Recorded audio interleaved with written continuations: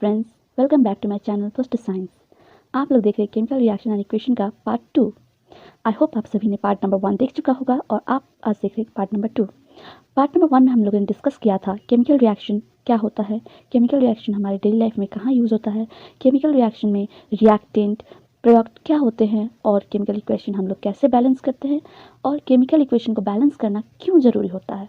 ये सब हम लोग देख चुके हैं। एक क्विक रिवीजन हम लोग एक बार ले लेते हैं इन सब के बारे में, और इसका डिस्क्रिप्शन में भी आप देख सकते हैं, इसका लिंक है, आप लोग इसे जाके देख सकते हैं फर्स्ट वीडियो को अगर आप लोगों ने नहीं देखा है तो। सो केमिकल रिएक्शन में ये एक प्रोसेस है जिसमें आप एक सब्सटेंस दूसरे सब्सटेंस में फॉर्म कर सकते हैं। एक प्रोसेस, सिर्फ ये प्रोसेस है जिससे आप एक सब्सटेंस दूसरे सब्सटेंस में फॉर्म होता है। सो ये फिजिकल मेथड से कभी चेंज नहीं हो सकता। फिजिकल मेथड्स है मैग्नेटिज्म, फिल्ट्रेशन, डिस्टिलेशन, इवेपोरेशन। ये हम लोग क्लास 9 में सेपरेशन ऑफ मिक्सचर चैप्टर में पढ़े हुए हैं। ये सब होता है। केमिकल रिएक्शन हमारे डेली लाइफ में क्या रोल प्ले करता है? Digestion of food, resting of iron, respiration, formation of God. और जो सब्सटेंस हम लोग बोल रहे एक सब्सटेंस रिएक्ट करके दूसरा सब्सटेंस प्रोडक्ट बनाता है। सो जो सब्सटेंस रिएक्ट कर रहा है उसे हम रिएक्टेंट बोलते हैं। जो पार्टिसिपेट कर रहा है रिएक्शन में उसको हम रिएक्टेंट बोलेंगे, और जो फॉर्म हो रहा है उसे हम प्रोडक्ट बोलेंगे। सो हम लोगों ने केमिकल इक्वेशन आगे देखा। केमिकल इक्वेशन में क्या होता है? केमिकल इक्वेशन बस जिसमें हम लोग मेंशन ऑफ फिजिकल स्टेट, सिर्फ फिजिकल स्टेट जिसमें मेंशन किया होता है उसे हम केमिकल इक्वेशन, और उसको पहले बैलेंस किया था उसको हम केमिकल इक्वेशन बोलते हैं। सो यहाँ पर हम लोग एग्जाम्पल भी दिए हैं। 2 magnesium plus oxygen equals to magnesium oxide. ये हो गया example. How to balance chemical equation, ये आप लोगों को मैंने लेक्चर में सिखाया है, how to balance it. And एक और शॉर्ट वीडियो भी डाला, वो आप शॉर्ट वीडियो देख सकते हैं, उसमें भी how to balance chemical equation मैंने अच्छे से समझाया है। और हम लोग को केमिकल इक्वेशन को बैलेंस करना एकदम ज़रूरी है, क्योंकि मैटर का एक लॉ है जिसमें क्लियरली बताया गया है कि अभी भी मैटर ना डिस्ट्रॉय किया जा सकता है ना क्रिएट किया जा सकता है। So equal number of reactant and equal number of product होना ज़रूरी है। सो आज हम लोग का आगे पढ़ना है type of chemical reaction. So chemical reaction कई टाइप के होते हैं। केमिकल रिएक्शन 5 टाइप्स का हम लोग देख सकते हैं। Combination reaction, decomposition reaction and thermal decomposition. it's a type of decomposition reaction, thermal, electrolytic and photolysis। and type of chemical reaction हम लोग देख रहे हैं। so ऊपर हम लोग देखा combination reaction, decomposition reaction, then यहाँ पे है displacement reaction, then double displacement reaction, then oxidation and reduction reaction। ये हो गया 5 types of chemical reaction। so अब हम लोग एक एक करके डिस्कस करेंगे। जैसे what is combination reaction. So combination reaction क्या होता है कि कॉम्बिनेशन रिएक्शन ये एक रिएक्शन है जिसमें 2 से ज़्यादा रिएक्टेंट कंबाइन होके एक सिंगल प्रोडक्ट अगर बनाते हैं तो उसे हम कॉम्बिनेशन रिएक्शन बोलते हैं। जैसे कि ए एक रिएक्ट सब्सटेंस है, बी एक सब्सटेंस है, दोनों कंबाइन हुए, देन क्या फॉर्म हुआ? A B. सो ये हो गया कॉम्बिनेशन रिएक्शन। एक एग्जांपल लेते हैं। कॉमनली हम लोग आप देख सकते हैं बर्निंग ऑफ कोल। हम लोग सभी कोयला देखते हैं। कोयला को अगर बर्न किया जाता है, अगर कोयला मतलब carbon and oxygen means air, कोयला और ऑक्सीजन को कॉन्टैक्ट मिलाने पे कार्बन डाइऑक्साइड गैस फॉर्म होता है। सो ये क्या हुआ? एक सब्सटेंस हुआ कार्बन, दूसरा हुआ ऑक्सीजन। ये 2 अलग अलग सब्सटेंस हुए, दोनों जब मर्ज हुए तो एक सब्सटेंस मिला, दैट मीन्स कॉम्बिनेशन रिएक्शन। इसी को हम लोग बोलेंगे combination reaction. As same formation of water भी हम लोग वही होता है जिसमें हाइड्रोजन और ऑक्सीजन मिक्स करने, कंबाइन करने पे वाटर मिलता है। तो ये भी कॉम्बिनेशन रिएक्शन का एग्जाम्पल हो गया। याद रखिए कॉम्बिनेशन रिएक्शन का एग्जाम्पल्स वाला ये इंपॉर्टेंट होता है। जब हम एग्जाम में करते हैं तो हम लोगों को एग्जाम्पल्स की जरूरत पड़ती है। सो नेक्स्ट हमारा डिकम्पोजिशन रिएक्शन। डिकम्पोजिशन रिएक्शन क्या है? The reaction in which the product splits into 2 और मोर सब्सटेंस। इससे एक रिएक्शन हो रहा है जहाँ पे हम लोग देख सकते हैं प्रोडक्ट ही दो से ज़्यादा सब्सटेंस में स्प्लिट कर रहा है, वो हो गया डिकम्पोजिशन। जैसे कि यहाँ पर एग्जाम्पल देख सकते हैं कैल्शियम कार्बोनेट का। कैल्शियम कार्बोनेट एक सब्सटेंस हुआ, वो जब रिएक्शन के अंदर जाएगा देन वो क्या फॉर्म कर रहा है? Calcium oxide and carbon dioxide, जो अलग अलग 2 सब्सटेंस फॉर्म हो रहा है। सो कैल्शियम कार्बोनेट एक सिंगल था, वहाँ से 2 हुआ, that means it's a decomposition reaction.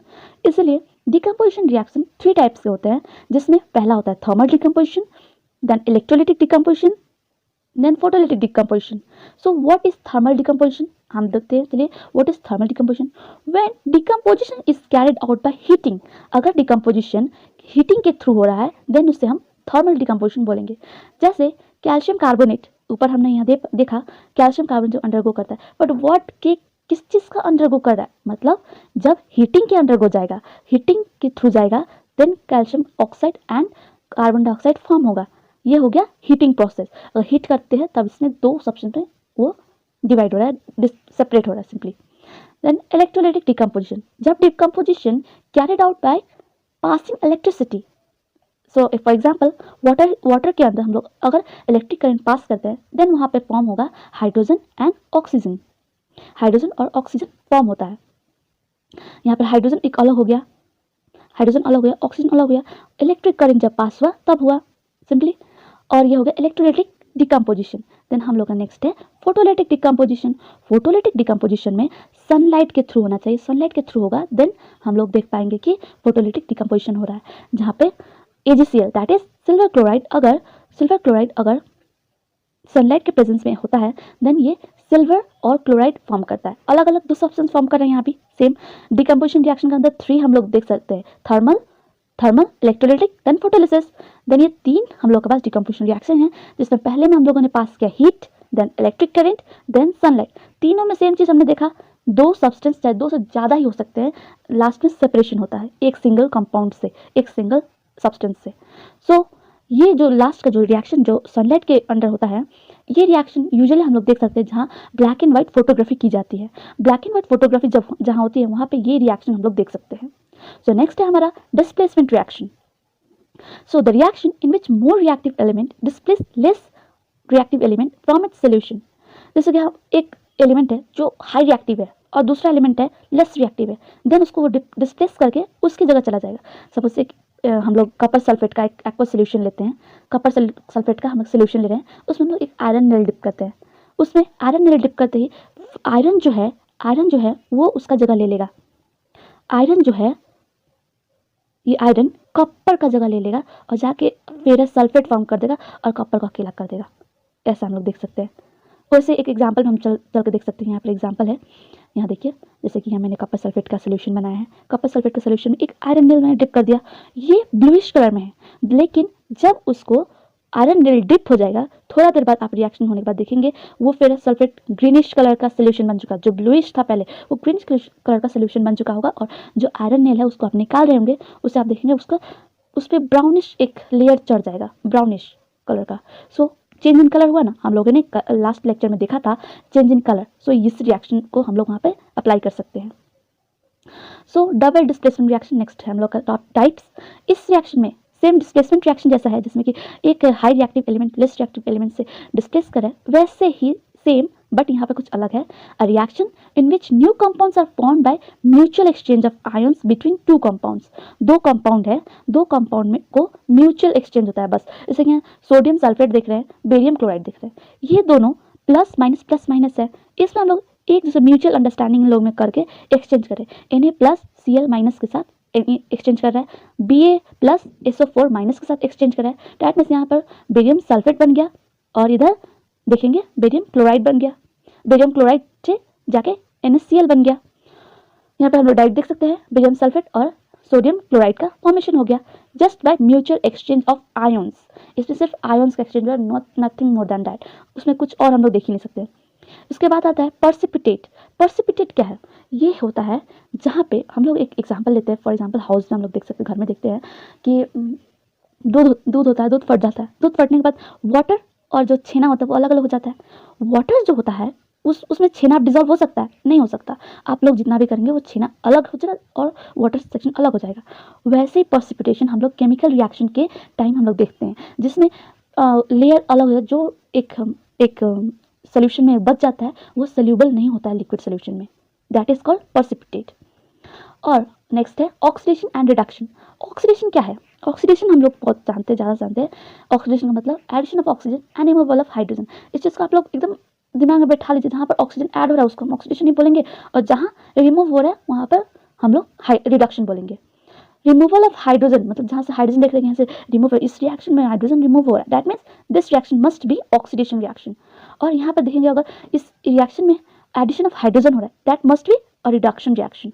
So ये आप लोग याद रखिए, addition of oxygen is oxidation and removal of hydrogen is oxidation, but when the addition of hydrogen that is reduction, the removal of oxygen that is reduction. ये हम लोग का basic हो गया। देन एक रिएक्शन ऐसा है हमारे पास जिसमें हम दोनों देख सकते हैं, ऑक्सीडेशन भी रिडक्शन भी, तो उस टाइप का रिएक्शन हम क्या बोलेंगे? Redux reaction. क्या बोलेंगे? Redux reaction. सो हम लोग देखते हैं एक कपर ले रहे हैं, सपोज कपर है, उसमें हम ऑक्सीजन डालें, कपर और ऑक्सीजन जब रिएक्ट हो रहा है तो ऑक्सीजन डाले मतलब व्हाट? ऑक्सीडेशन। और जब ये दोनों रिएक्ट किया that means copper oxide form हो गया। अब अगर उस कॉपर ऑक्साइड में हम लोग हाइड्रोजन दैट मीन्स रिडक्शन कर रहे हैं, अगर रिडक्शन करते हैं तो वहाँ पर क्या फॉर्म होगा, copper plus water.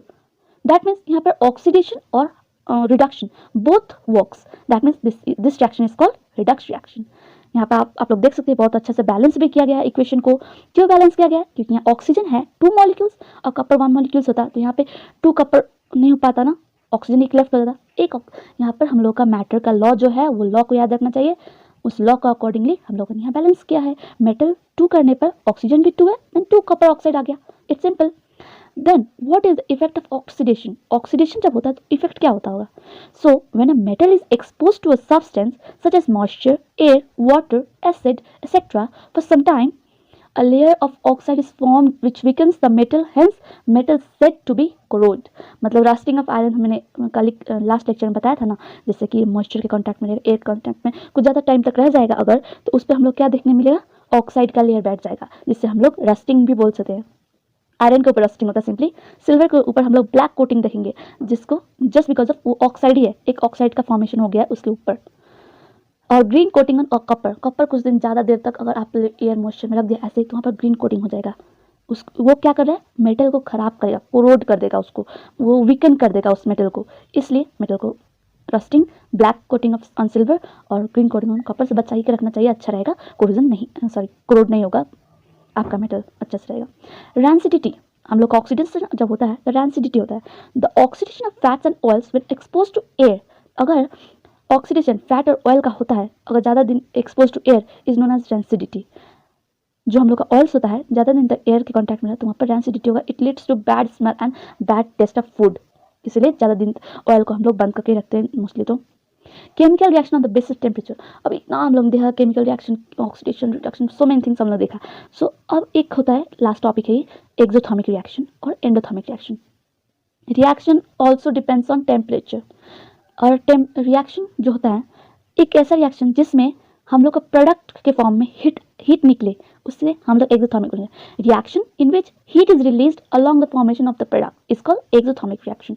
Example burning of natural gas, यहाँ पर हम देख सकते हैं नेचुरल गैस मीथेन और ऑक्सीजन को हम लोग बर्न करते हैं, एक साथ कॉन्टैक्ट में लाते हैं, देन हम लोग पास निकलेगा उसका प्रोडक्ट क्या आएगा, carbon dioxide, water and heat release हुआ, उससे हम एक्सोथर्मिक रिएक्शन बोलेंगे।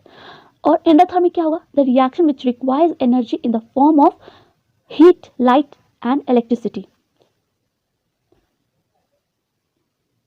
Sorry heat, light and electricity, उस टाइप को हम लोग रिएक्शन को हम लोग एंडोथर्मिक रिएक्शन बोलेंगे। The reaction which requires energy in the form of heat, light and electricity उसको एंडोथर्मिक बोलते हैं। एक्सोथर्मिक में जहाँ हीट रिलीज हो रहा है उसे हम लोग एक्सोथर्मिक बोलेंगे। So the lecture is completed. So अगर आप लोग इस ये PDF अगर चाहिए तो आप लोग do comment in comment box so I can provide you.